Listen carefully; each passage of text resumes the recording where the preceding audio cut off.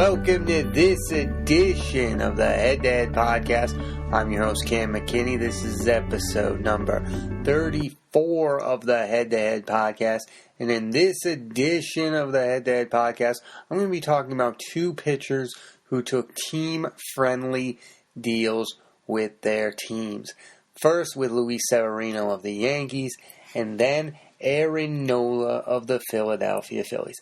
Let's start off with Luis Severino of the Yankees. He takes a 4-year, $40 million deal, and then Aaron Nola takes a 4-year, $45 million deal. These are two of the top 10 to 15 pitchers in the league. I'd say these are two of the top 10 starting pitchers in all of baseball. Severino has won 19 games in back-to-back seasons with the Yankees. He struck out over 220 men last season, and he had an ERA of 3.35. He had one of the best. He was the best starting pitcher in the first half of the baseball season last year, and then he had a dramatic drop off of the second half, and then he kind of recovered it in the playoffs. I think what happened with Severino was his workload from the previous season, and then this year he started to deteriorate because of that workload. With Aaron Nola, he had his breakout season, winning 17 games. I think he won 15 games the year before. He struck out 225 batters this season. He had a 2.35 ERA, which was the second best in all of baseball. And I find it very fascinating that these two pitchers have decided to take team-friendly deals. But I have a theory about why they are taking team-friendly deals. They are seeing what's out there in the free agent market, and it's either boom or bust for starting pitchers. You're either going to get the mega deal that Patrick Corbin got, and I think Patrick Corbin got that because he's had some ridiculous numbers, and I think Patrick Corbin got that because of his strikeout numbers. But I also think you either get that boom or you get the bust, which is like what's happening with Dallas Keuchel. It's the elite of the elites getting these mega deals, and when these deals don't work out, like I don't think Patrick Corbin is going to work out, Jordan Zimmerman with the Tigers don't work out, I think these deals work out for both parties. Severino gets his money, and the Yankees don't have to give him a ridiculous $100 million deal.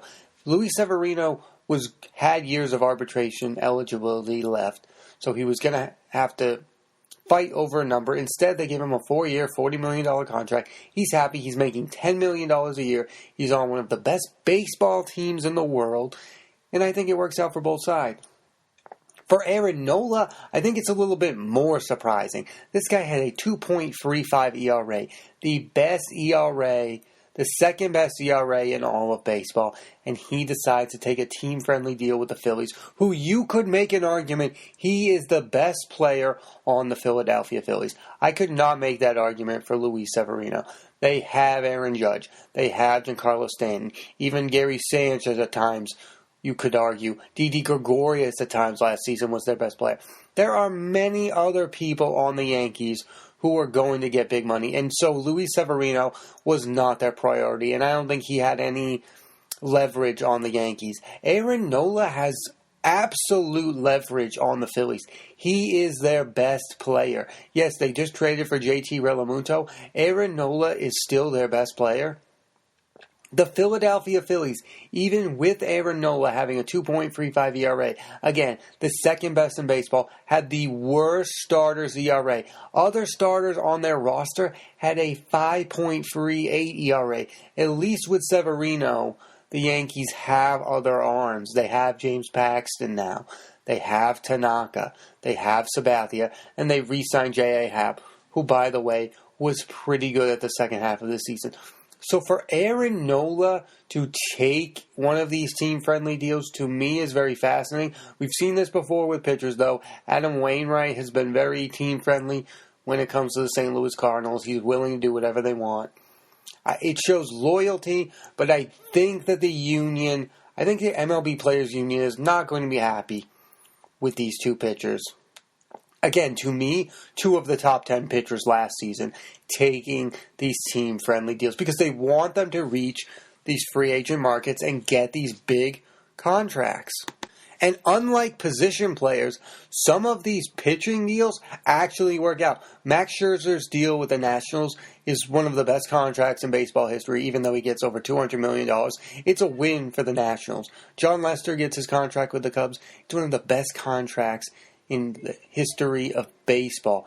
It is truly one of the best contracts ever. CC Sabathia with the Yankees worked out. I think you could make the argument that pitching contracts more often than not work out. The Clayton Kershaw contract, to me, is going to work out. Clayton Kershaw is one of the best pitchers in the history of baseball. It's working out for them, even though he has his ups and downs in the playoffs. Overall, it's really good that the LA Dodgers have a pitcher like Clayton Kershaw. In the history of baseball, I think these mega deals, more often than not, work out for pitchers. Yes, you have some few clunks in there, but even going back to the early 2000s, Curt Schilling contracts work out with the Red Sox.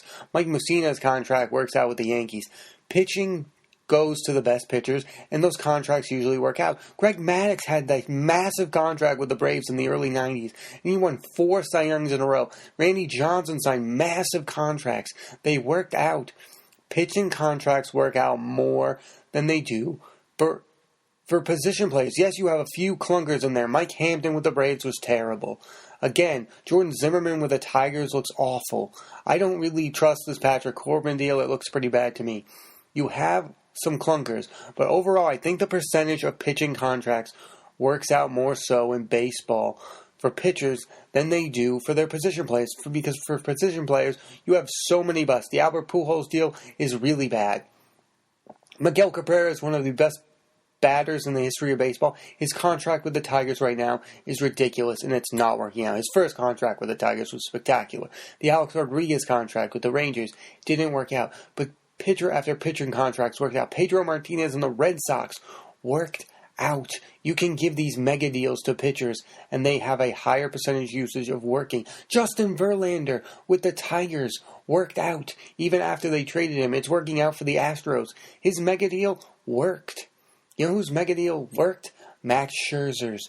These mega deals are working for pitchers more so. You're hitting on these pitchers. Even Zach Greinke with the Diamondbacks. They might not be winning so much, but he's working out. He's pitching well. Pitchers don't seem to deteriorate as fast as they do with position players on these huge mega deals. I believe most of these mega deals are working out. So to me, it's quite surprising that there are 2 aces of their staff taking these team-friendly deals when they see the market out there. There's a curious case in Dallas Keuchel who's not getting paid, who won a Cy Young. I think he's going to get one of the biggest remaining contracts left, though. I think that's going to end up working out for him. There are so many pitchers, though, who have worked out in these long contracts, more so than position players. I really believe that's true. The CC Sabathia contract is one of the best in the history of baseball. He's worked out for the Yankees. He was their ace. They won the World Series the first year. He's been pretty good. Even the Yankees giving A.J. Burnett a contract pretty much worked out for them. He was pretty good those first few years with them. They won a championship. These deals are working out. David Price with the Red Sox, you can now make the argument, is one of their better contracts on the books, because if they lose Chris Sale, they'll still have David Price. And I have faith in that. It's crazy to say that I think the David Price contract is going to work out, but it looks like it might work out now. That's interesting to me. These contracts are working out more so than these batters and these position players, because these position players are deteriorating to the point where they can no longer play defense, and their batting averages are going down, and they're losing their power. The Prince Fielder contract comes to mind. It's one of the worst contracts ever from the Texas Rangers to the Detroit Tigers. It's a terrible deal. The Ryan Braun contract with the Brewers isn't working out for them.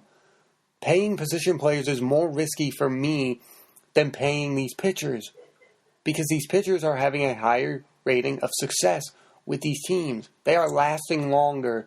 Their success.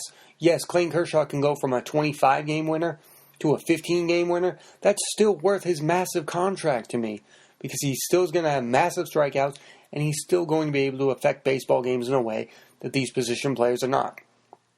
Albert Pujols hitting .250 with 25 home runs and 100 RBIs is not worth his massive contract. It might look good on the stat line. It might still look decent. But a pitcher who wins 15 games is still way more valuable than a useless position player who can't play defense and can no longer hit for a high batting average and get on base. I think right now in baseball, it's proving that pitchers are aging better than position players. Justin Verlander is coming off one of his best seasons I've ever seen. And that's coming from a guy who won a Cy Young, and he had one of his better strikeout seasons ever. He looked dominant at times. He was the best pitcher in baseball at times.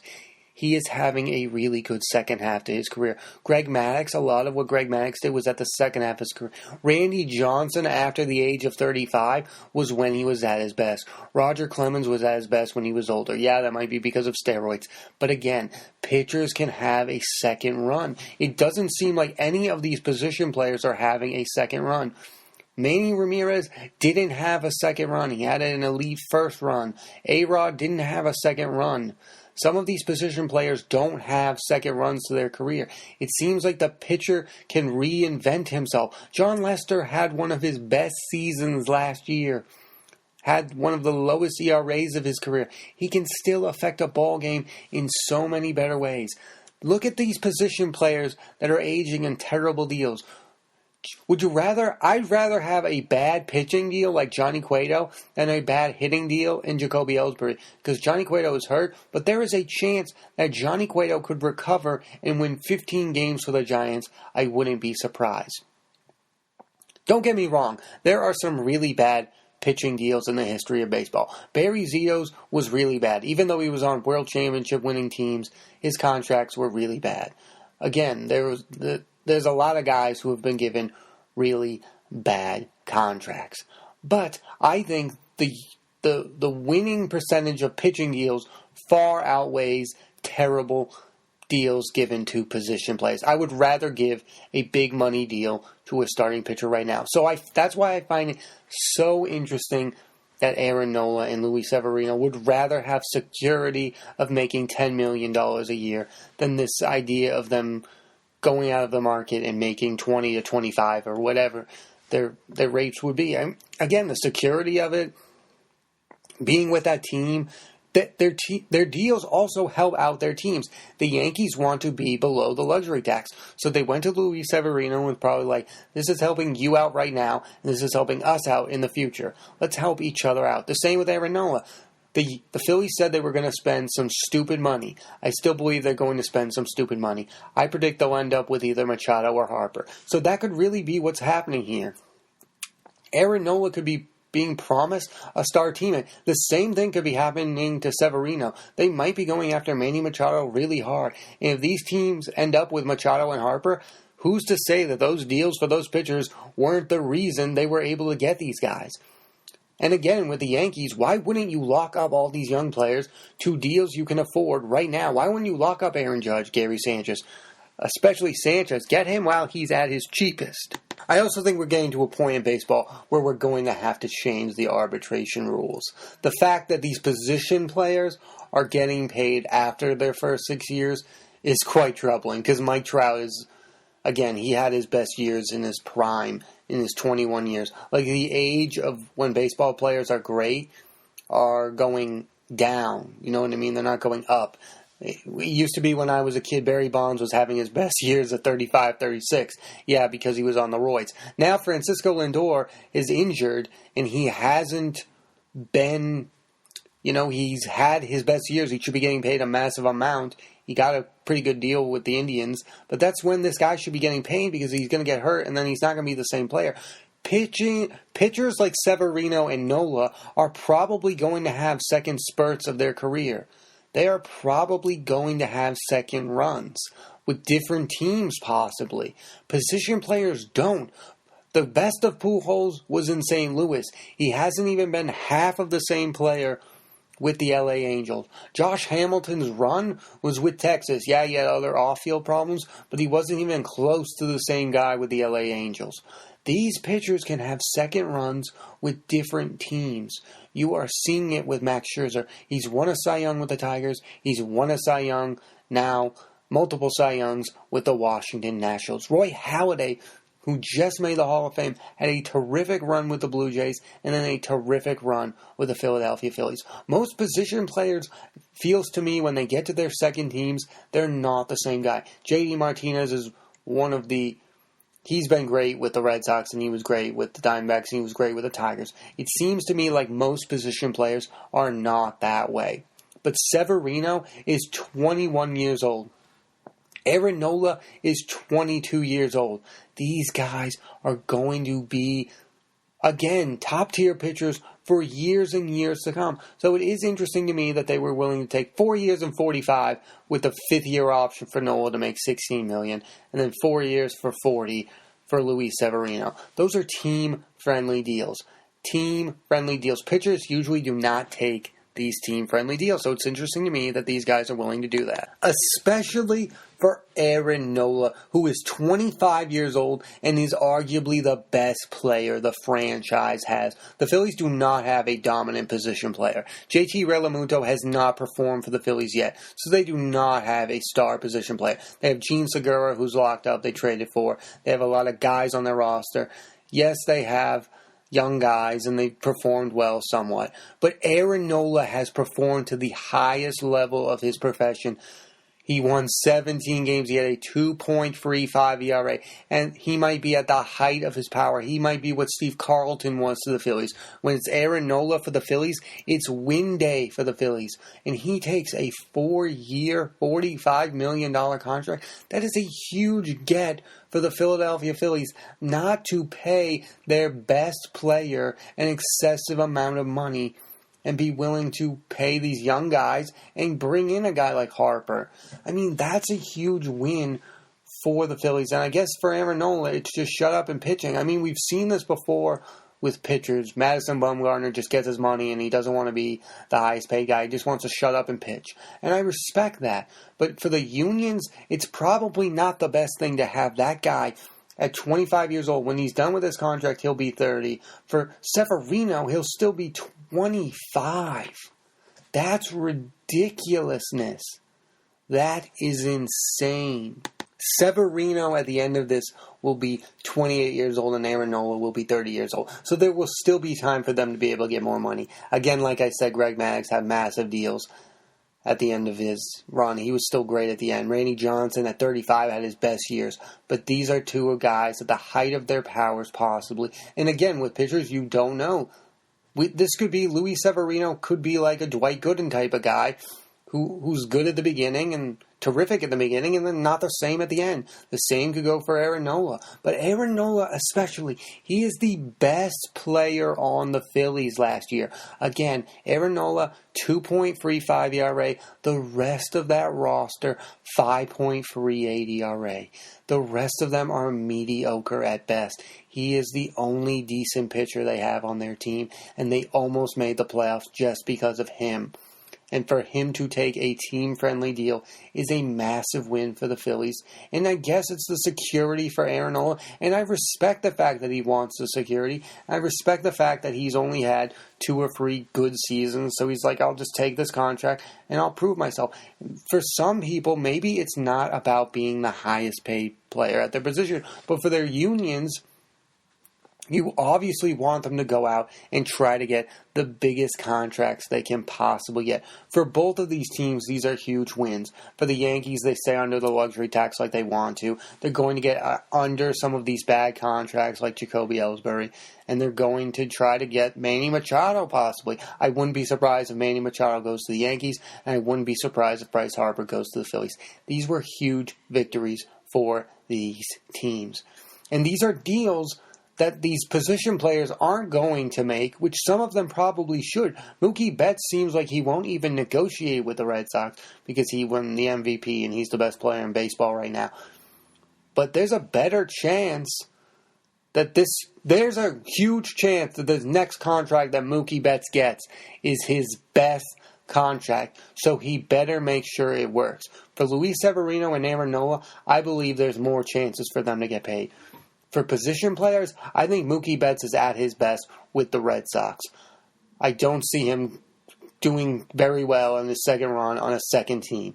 I don't see that happening. Again, there's so many cases where the guy leaves his first team, gets a huge contract, and it goes really bad. Again, you want the examples of Albert Pujols, Alex Rodriguez, Prince Fielder, Josh Hamilton, again and again and again. Pitchers have a better chance of having a great second half of their careers. Position players do not. Baseball has changed dramatically in the past 10 years. Pitchers can remain dominant and change their styles of play, where these power-hitting players are not the same. Ryan Braun isn't even a quarter of the guy I was watching in 2008 when he was arguably the best player in the game. Again, maybe it's because he got caught with steroids, but he's not the same guy, and none of these guys are. There's not these position players that are lasting 15 to 20 years anymore. These pitchers are. CC Sabathia is in year 18, year 19, and he can win 12 games, and he can look pretty good doing it. There are some position players making massive monies. Like Jose Altuve might age well because he's not a power hitter. I feel like these power hitters do not age well. These pitchers will age well, and that's why it's so fascinating that Luis Severino, at 24 years old, signs a 4-year, $40 million deal, and Aaron Nola at 25, 4 years, $45 million a deal.